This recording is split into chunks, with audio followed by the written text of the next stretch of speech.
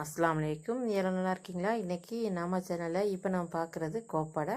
கிழங்கு வச்சு செய்வாங்க. சூப்பராக இருக்கும், வேறு லெவலாக இருக்கும், செமையாக இருக்கும், டேஸ்ட்டாக இருக்கும். பழைய காலத்தில் நம்ம சாப்பிட்ட அந்த டேஸ்ட் அப்படியே கிடைக்கும். வாங்க இப்போ வீடியோக்குள்ளே போய் பார்த்துடலாம்.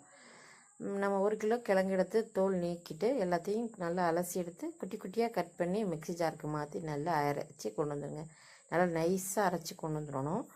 இதுக்கு நம்ம தேவையான பொருட்கள் என்னென்ன அப்படின்னு சொல்லி பார்த்தோம்னு சொன்னாக்கா, நான் அரைச்சி எல்லாத்தையும் ஒரு பாத்திரத்துக்கு ஃபஸ்ட்டு மாற்றிடுங்க. அதுக்கப்புறம் நம்ம எதில் வைக்க போகிறோமோ அதுலேயும் நம்ம வைக்க போகிறோம். இந்த மாதிரி நான் சில்வர் பாத்திரத்தில் இன்றைக்கி வைக்க போகிறேன். இந்த குக்கரில் ஸ்டாண்டு போட்டு ஒரு செம்பு அளவுக்கு தண்ணி ஊற்றிக்கிங்க. அதில் தான் நம்ம இன்றைக்கி வைக்க போகிறோம். நம்ம இது அடுப்பில் இன்னும் வைக்கலை. ஃபஸ்ட்டு நம்ம எல்லாத்தையும் வச்சு கலந்து வச்ச பிறகு நம்ம அடுப்பில் வச்சு வேக வைக்க போகிறோம். 3 முட்டை தான் இதுக்கு நம்ம சேர்க்க போகிறோம்.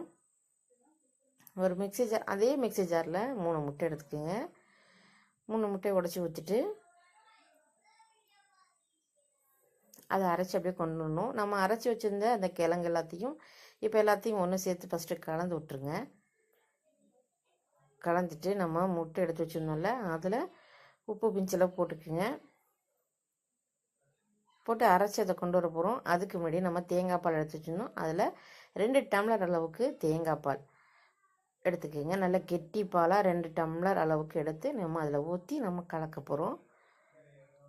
நம்ம ஏற்கனவே எடுத்து வச்சுருந்த அந்த மிக்சியில் நம்ம முட்டை வச்சுருந்தோம்ல, அதில் 2 டம்ளர் அளவுக்கு ஜீனி போட்டு நல்லா மெய்யாக நைஸாக அரைச்சி கொண்டு வர போகிறோம். அதையும் நம்ம இந்த வடிகட்டில் வடிகட்டணும்.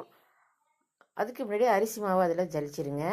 1 டம்ளர் எடுத்து சலித்த பிறகு அதே இதில் ஜல்லடையில் நம்ம முட்டை வச்சுருந்தோம் இல்லையா, அதை நம்ம எடுத்து அரைச்சதை நம்ம கலக்கணும். இப்போ மாவு போட்டு அதை நம்ம நல்லா கலந்து விட்டுறணும். அதுக்கப்புறம் அரைச்சி வச்சுருக்க அந்த முட்டை எல்லாத்தையும் சேர்த்து நல்லா வடிகட்டிக்கணும். அந்த மாவுலேயே நம்ம வடிகட்ட போகிறோம். கிழங்கு எல்லாம் சேர்த்து வச்சுருக்கோம் இல்லையா, அதில்